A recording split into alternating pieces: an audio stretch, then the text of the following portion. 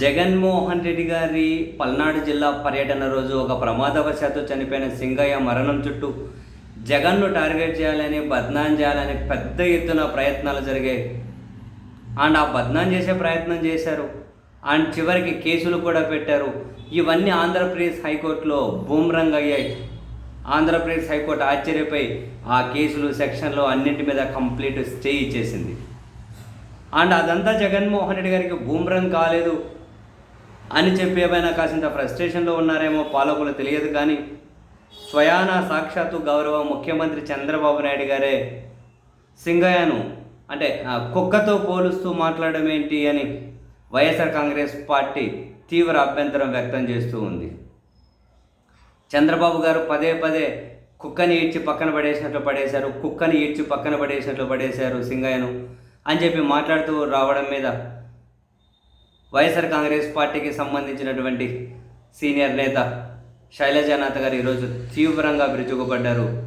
45 సంవత్సరాల రాజకీయ జీవితంలో మీరు ప్రతిసారి అణగారిన వర్గాల మీద, దళితుల మీద చిన్నచూపు చూస్తూనే ఉన్నారు, ద్వేషాన్ని ప్రదర్శిస్తూనే ఉన్నారు.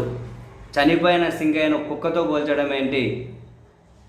దళితులంటే మీకు ఎంత చులకనో చాలా సంఘటనలు నిరూపితమవుతూనే ఉన్నాయి. ఈ ఒక్కసారి కాదు, నిన్న చంద్రగిరిలో ఒక దళిత మహిళ మీద తీవ్రంగా దాడి జరిగింది.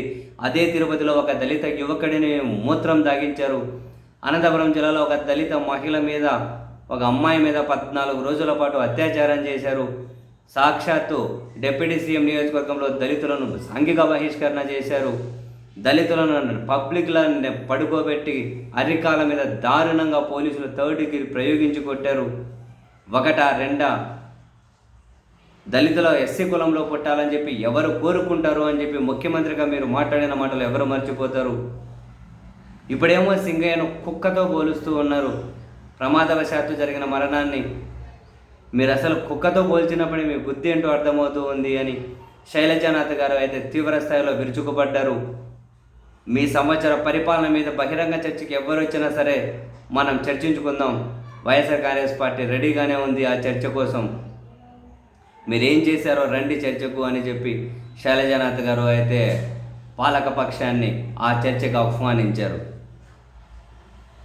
మీ హయాంలో జరిగినటువంటి మరణాలు, మీ రాజకీయ పార్టీల సమావేశంలో జరిగిన మరణాలకు ఏం సమాధానం చెబుతారు అని గోదావరి పుష్కరాల్లో 10ల సంఖ్యలో చనిపోయిన మరణాలు, కందుకూరు తన మీటింగ్లో జరిపినటువంటి జనం, తన చీరల పంపిణీ కార్యక్రమంలో చనిపోయిన జనం, వీటన్నిటికీ మీరేం సమాధానం చెబుతారు అని చెప్పి మొత్తం మీద వైసీపీ నుంచి అయితే ఎదురుదాడి.